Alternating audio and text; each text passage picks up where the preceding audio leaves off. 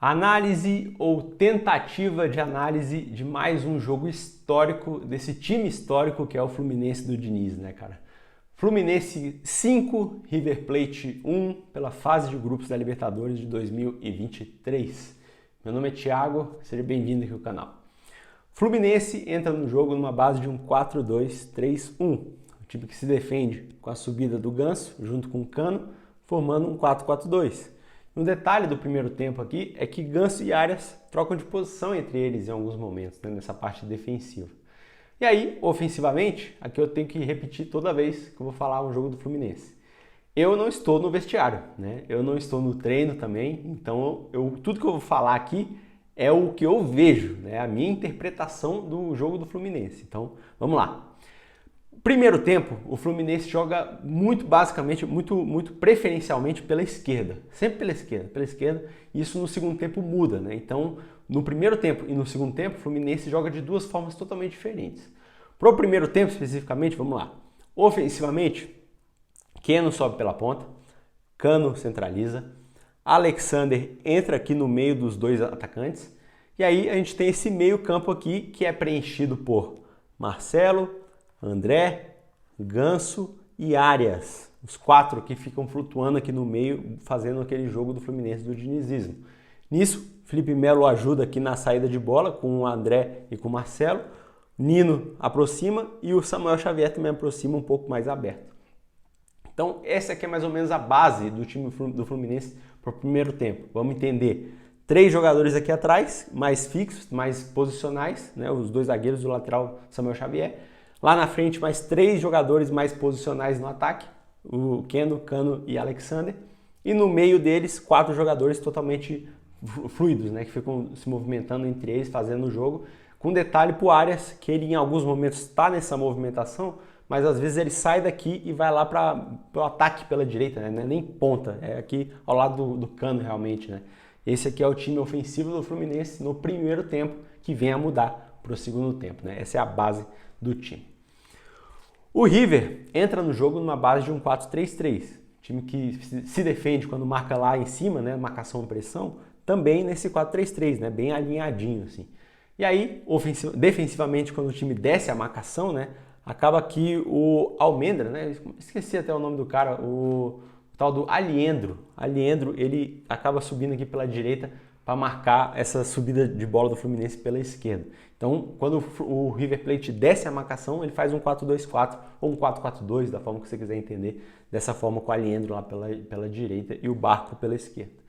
E aí, quando o River tem a bola, a parte ofensiva dele, o Aliendro vem para o meio, para ser o meia, e nisso sobe o Herrera, o lateral direito, lá para a ponta direita.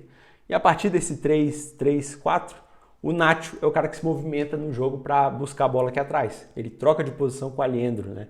E ele vem jogar a bola ao lado aqui do Enzo Pérez e do De La Cruz. Então esse é o time ofensivo do River Plate no primeiro tempo, porque no segundo tempo também vem a mudar. Os dois times mudam no segundo tempo, a gente vai chegar lá.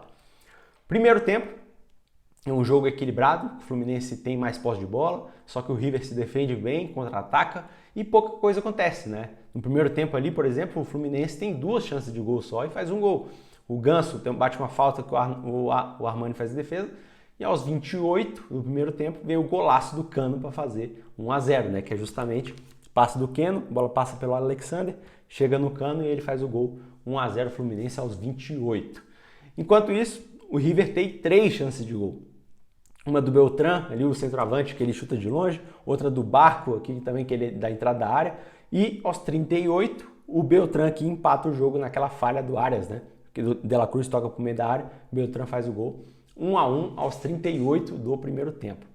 1 minuto depois dessa mudança, desse gol, vem uma mudança determinante pro jogo.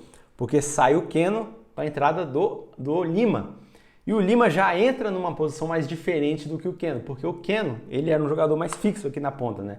O Lima não. O Lima já entra nesse fim de primeiro tempo como um jogador compondo esses 5 jogadores aqui do meio, né? Então, com a entrada do Lima, ele deixa de ser um jogador mais fixo e passa a se movimentar junto com 5 jogadores. O Fluminense já termina o primeiro tempo dessa forma. E assim termina o primeiro tempo, 1-1 no placar, jogo morno, equilibrado, assim, pouca coisa aconteceu. Intervalo do jogo. Só para te lembrar, se inscrever no canal e curtir o vídeo, tá? Antes da gente ir pro segundo tempo. Segundo tempo os dois times mudam. Vou começar pelo River Plate, que é mais fácil, né? O Barco simplesmente vira meia para o segundo tempo, ao lado aqui do De La Cruz e do Aliendro, né? E nisso, os dois laterais agora sobem para o ataque, tanto o Herrera quanto o Casco. Então o Barco sai para o meio para que o Casco suba também. Então esse é o time ofensivo do River a partir de agora. O Fluminense muda da seguinte forma. Vamos botar o time aqui escalado no mesmo 4-2-3-1, né? Para facilitar a interpretação.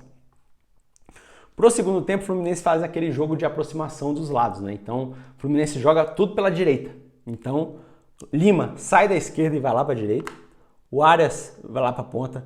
Ganso pisa na linha. Chega aqui o André para ajudar também e o Samuel Xavier. Nisso, o Alexander fica mais ao lado do Cano, lá como segundo atacante. E o Marcelo ajuda aqui também, né? Basicamente na sobra, basicamente. Então você tem aqui Cano, Alexander, Marcelo, Felipe Melo e Nino. 5 jogadores que ficam mais fixos, enquanto a gente tem aqui outros 5 que se movimentam entre eles. E aí o detalhe dessa movimentação por aqui é que o Samuel Xavier sempre passa pelo meio e sai 2 chances do Fluminense dessa forma, né? Um gol e outra lá que o Cano acaba travado. Então essa é a mudança do Fluminense, essa é a mudança do River Plate, a gente vai para o segundo tempo. Segundo tempo, o Fluminense é melhor e domina o jogo, né? Do início ao fim. Nos primeiros 15 minutos, o Fluminense tem 4 chances de gol e faz 2 gols. Aos 7 minutos, o Cano faz o segundo gol dele, né? 2-1 no placar, com o detalhe do passe do Ganso pro Samuel Xavier passando, né? O Samuel Xavier faz o passe pro Cano, o Cano faz o gol. 2-1 no placar. Depois, de novo, o Samuel Xavier passa de novo, ele cruza ali, o Cano tem uma chance. Aí o Ganso, no escanteio, a bola sobra para ele e dá um voleio que o Armani defende. E a quarta chance é aos 15 minutos, que é o gol impedido do Cano, né? O gol que é anulado por impedimento do Cano, que seria o terceiro dele, não foi. 15 minutos, 2-1 no placar. 16 minutos do segundo tempo, minha voz tá fodida, né? 2 mudanças no River Plate, tá? Nesse momento aqui, o que acontece? Os dois laterais voltam para a lateral, e aí acontece as 2 mudanças. Sai o De La Cruz para a entrada do Paradela, ponta pela esquerda. Sai o Mamana, zagueiro, para a entrada do Solari, ponta pela direita. E agora o River Plate tem um zagueiro e os 2 laterais aqui formando a linha de 3, e o Barco vira meia pela esquerda. E esse é o time ofensivo do River a partir de agora, um 3-3-4, né? Só que 5 minutos depois, o Gonzalo, aqui o zagueiro, é expulso. E com a expulsão dele, logo depois vem as mudanças. Aos 23 minutos sai o Felipe Melo para a entrada do Vitor Mendes. E também aos 23 minutos sai o Nacho para a entrada do Rojas. E aí com a entrada do Rojas, zagueiro, o River ainda é esse 3-3-3, né? Não muda aqui o time. E aí, a partir daqui, o Fluminense tem mais 3 chances de gol. O Cano bota uma bola na trave, o Lima tem um chute colocado para fora. E aos 29 do segundo tempo, vem o golaço do Arias pelo lance espetacular do Alexander, né? Que ele faz a jogadaça ali e tal, no meio a bola sobe pro Arias, ele faz o gol. 2-1 no placar e 3-1 no placar. E o detalhe é que todos esses lances aqui acontecem pela direita, né? Quase todos eles, né? Ou todos eles. Só que o detalhe é que a partir aqui do terceiro gol, cara, o Fluminense parece que se abre, sabe? Até aqui eu estava acompanhando muito bem, eu acho que eu estava acompanhando bem o sistema tático do Fluminense. A partir do terceiro gol, o Fluminense se abriu e eu comecei a ver muita dificuldade. Porque, cara, o Fluminense começou a jogar circo, lá e cá, todo mundo se movimentando, aí eu me perdi, sinceramente. Mas aí que eu vou tentar entender o que eu vi, o que eu acho que eu entendi a partir aqui dos 30 minutos do segundo tempo, com 3-1 no placar. Acaba que o Alexander passa a ser mais um meia pela esquerda, o André vem buscar a bola como primeiro volante. Nisso você tem aqui os 3 jogadores, tanto Arias quanto Lima e Ganso, jogando juntos nessa direita com o Cano centralizado. Então esse fica mais ou menos o time do Fluminense a partir dos 30 minutos. Por que isso aqui? O que muda, né? Porque a partir daqui, tanto o Arias quanto o Lima começam a trocar de lado, o Arias vai lá para a esquerda, o time fica espaçado, sabe? Só que aí a maioria dos lances a partir daqui, dos 30 até o fim, ainda são lá pela direita. Então por isso que eu falo que o jogo ainda está pela direita, embora o time tenha se espaçado a partir dos 30 minutos. Aqui o Fluminense tem mais uma chance, aquela chance que o Ganso brinca, né, de fazer o gol, acaba perdendo ali, o Armani fica puto com ele. Aí aos 37 minutos, mudança no River Plate, duas mudanças. Sai o Beltrán para a entrada do Simon, jogador que entra na ponta direita. Sai aqui também o Enzo Pérez para a entrada do Palavecino, que entra aqui na posição do Aliendro. E o Aliendro vira primeiro volante. Aqui o Paradela vai para a esquerda, vai para meia esquerda. E aí o Solari vira centroavante. Então, a partir aqui dos 37, 3-1, 4-1 ou um 3-5-1. Esse é o time do River, né? E aqui, uma chance para cada lado. O Palavecino aqui tinha acabado de entrar, chute de longe que o Fábio faz a defesa. E aos 41, vem o cruzamento do Arias para o gol do Cano fazer 4-1 no placar, né? E aí, a partir daqui, desse 4-1, já nos acréscimos ali, já nesse fim de jogo, o Fluminense faz mais uma mudança aos 42. Só que a partir dessa mudança, o Fluminense já passa a ser mais defensivo, né? A dar a bola para o River Plate. Então, o Fluminense, a partir daqui, é o mesmo 4-4-2, né? Nesse momento aqui, aos 42.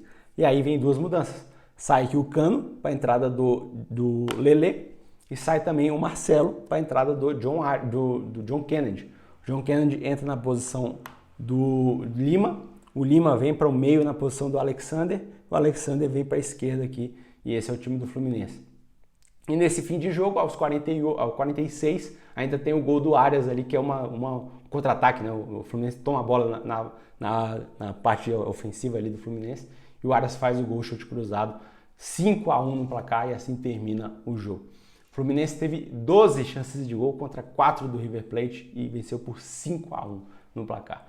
O destaque do jogo é Cano e Arias. Todo mundo jogou muita bola pelo Fluminense, mas é Cano e Arias, acabou. É basicamente isso, né? Se você chegou até aqui, eu quero te pedir desculpa pela minha voz e também pela dificuldade do vídeo, que é muito difícil, velho. Esse vídeo foi do caralho de foda para entender como joga o Fluminense. É muito difícil mesmo. Então, cara, se você chegou até aqui, se inscreva no canal para não perder as próximas análises do Fluminense, futebol brasileiro, europeu também.